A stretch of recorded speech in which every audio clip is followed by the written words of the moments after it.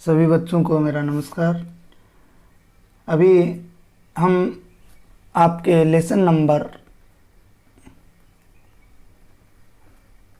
Number 19 की हम लोग जो बात कर रहे थे उसके अंदर हमने जैव विविधता तप्त स्थल की लास्ट बात की थी। जैव विविधता तप्त स्थल की हमने बात कर ली थी। यहाँ तक जो है हमारा टॉपिक पूरा हो गया था। इसके बाद जो हमारा आज का टॉपिक है उसकी बात हम करेंगे, जैव विविधता का महत्व। बहुत ही शानदार टॉपिक है, जैव विविधता का महत्व।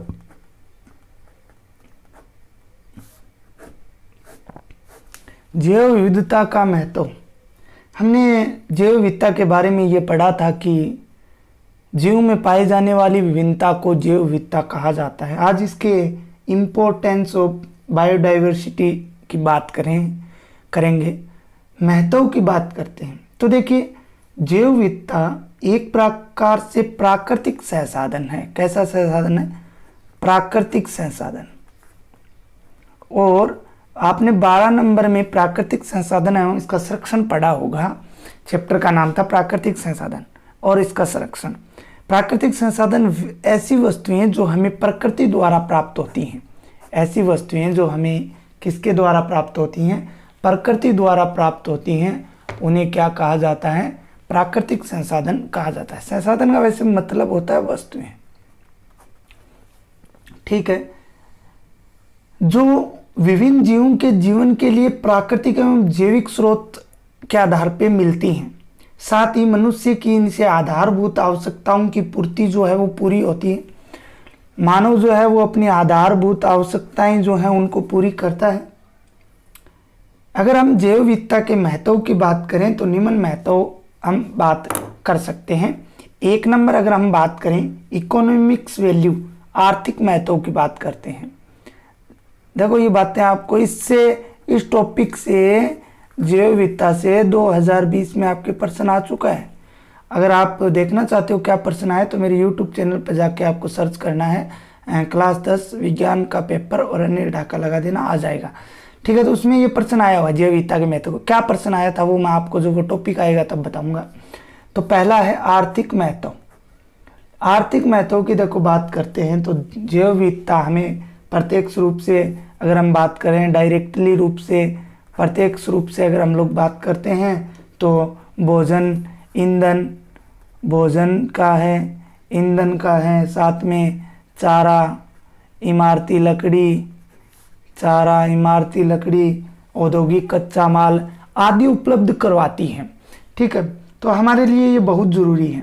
जैव विविधता के कारण ही हमें विविधतापूर्ण भोजन मिलता है, धान प्राप्त होता है, अनाज प्राप्त होते हैं, धान प्राप्त होता है, अनाज प्राप्त होते हैं, साथ ही फल प्राप्त होते हैं, सब्जियां प्राप्त होते हैं, ठीक है। तो ये तभी तो होंगे जब हमारे चारों ओर अच्छी वनस्पति यहाँ होंगी, अच्छा जैव विविधता वाला क्षेत्र होगा, तब उनसे हमें ये प्राप्त होंगी।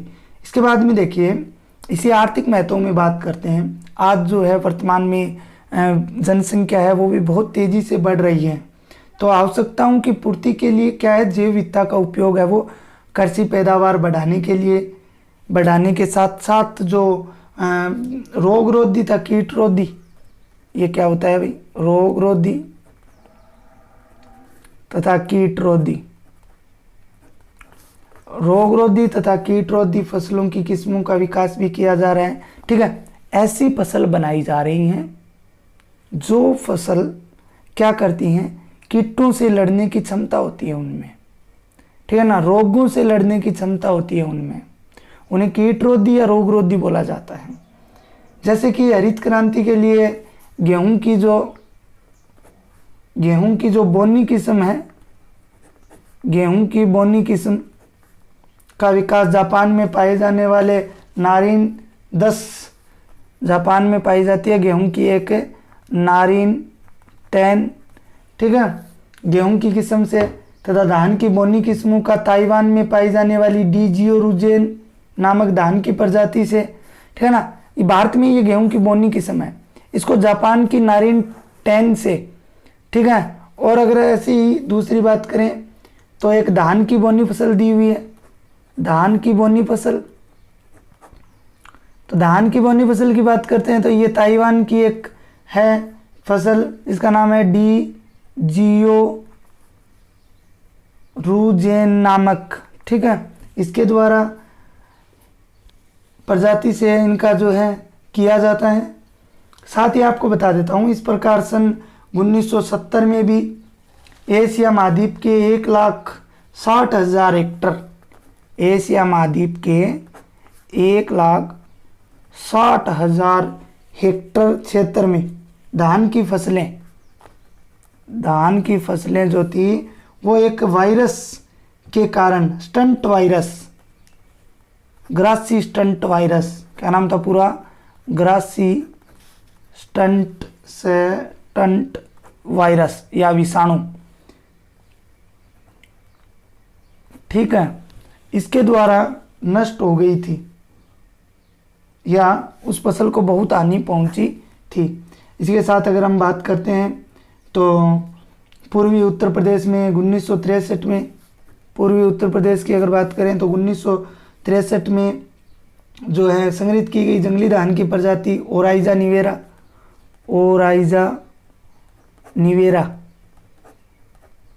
निवेरा से उक्त रोग के प्रतिरोधी क्षमता विकसित की गई। तो इस प्रकार यह प्रजाति संरक्षित नहीं होती है तो हम कल्पना कर सकते हैं कि एशिया महाद्वीप में जहाँ बहुत अधिक जनसंख्या धान पर निर्भर है उनके क्या हालत होंगे। इसीलिए हमें जैव विविधता से आर्थिक महत्व जो है वो प्राप्त होता है।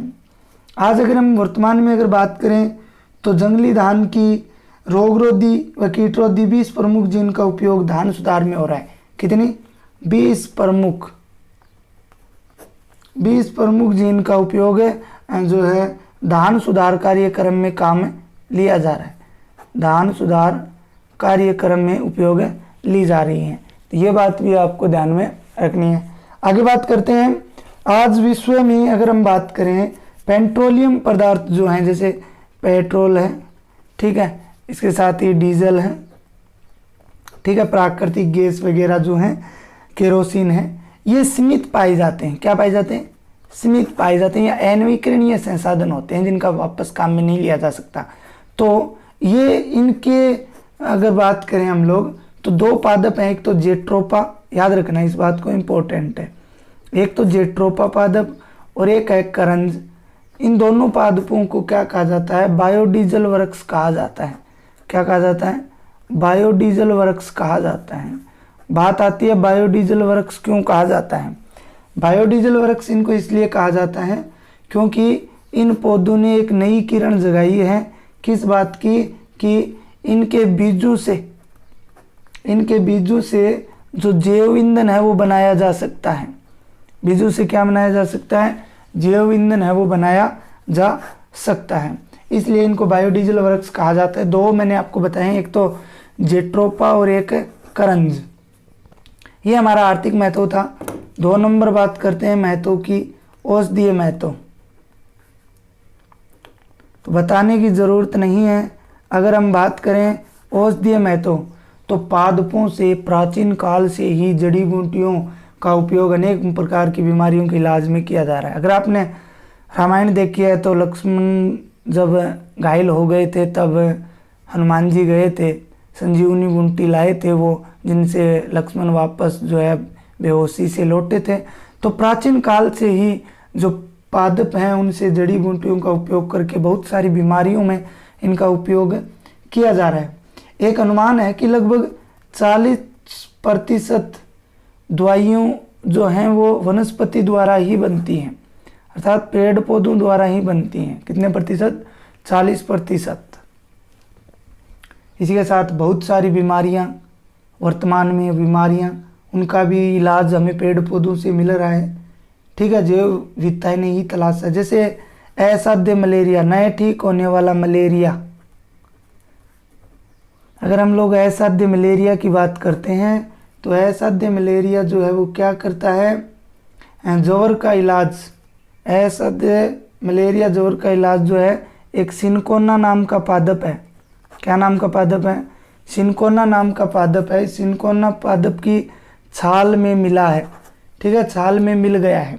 तो पहले मलेरिया रोग का कोई इलाज नहीं था, लेकिन अब सिनकोना की छाल में इस रोग का इलाज है, जो प्लाज्मोडियम नामक प्रोटोजोआ से प्लाज्मोडियम नामक जीव से होता है।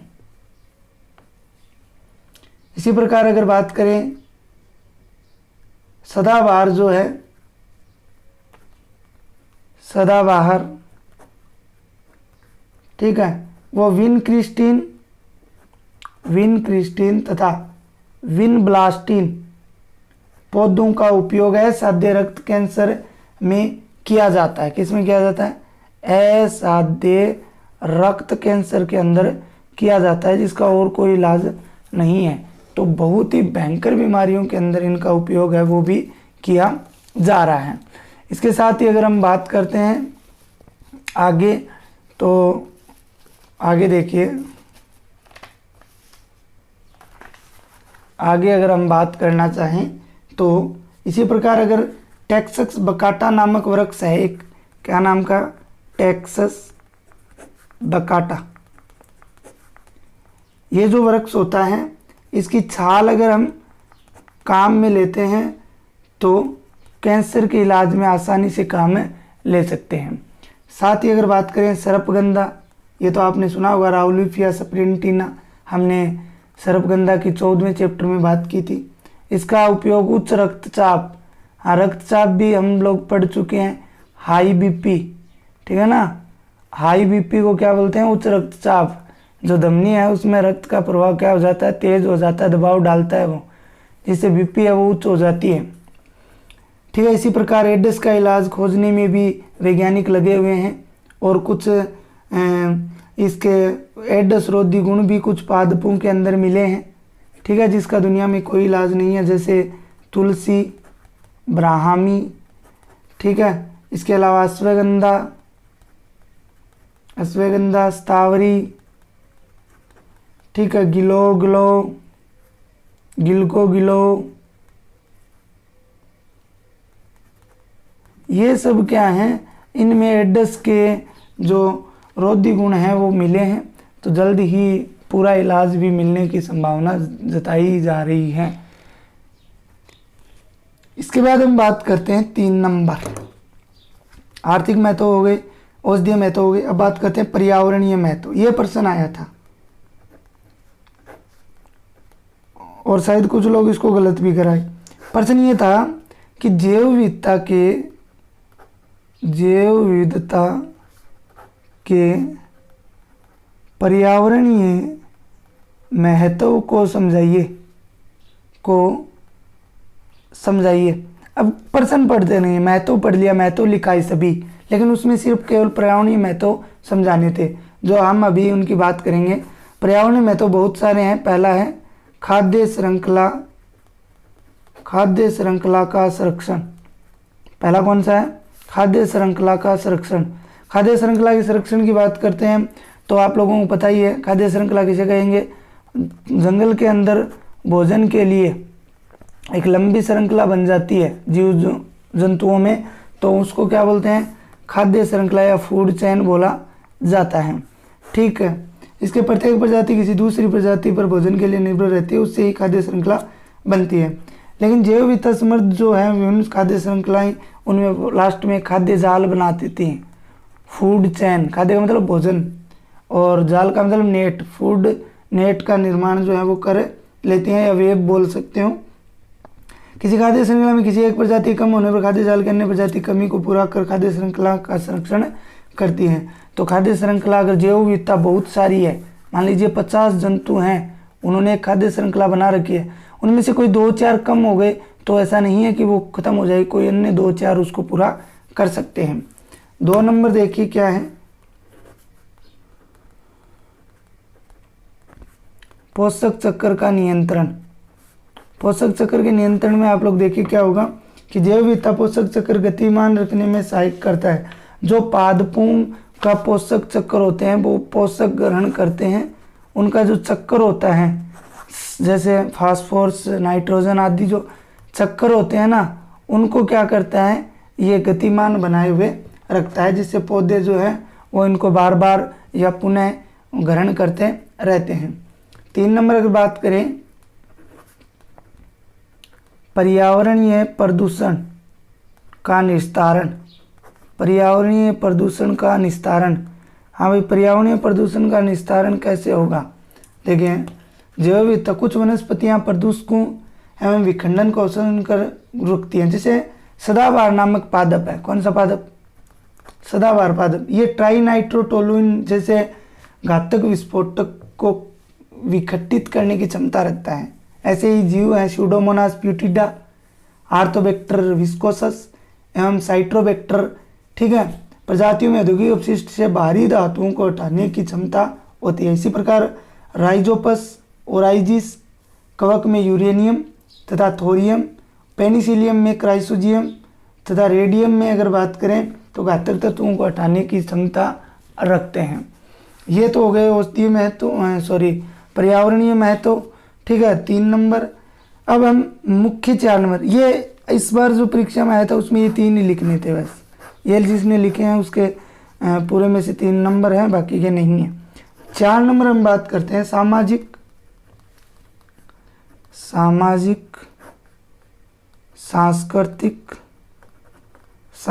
सांस्कृतिक एवं